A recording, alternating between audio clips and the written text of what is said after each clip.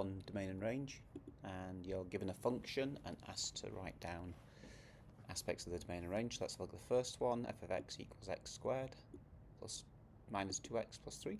So we just go ahead and graph this. So let's go insert a graphing page. Let's see what it's like. And it says it's obviously all x.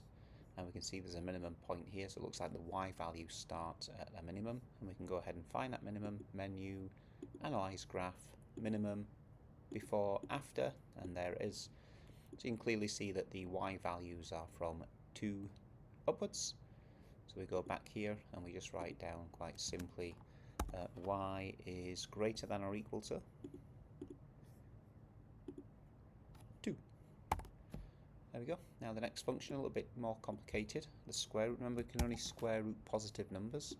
So if I adjust this function now and type in this square root, can you see there's a certain starting point for it? If you move that point, you'll be able to see the starting point.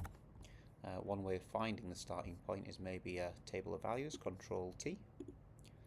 And can you see that if x is 0, it doesn't work when x equals 1.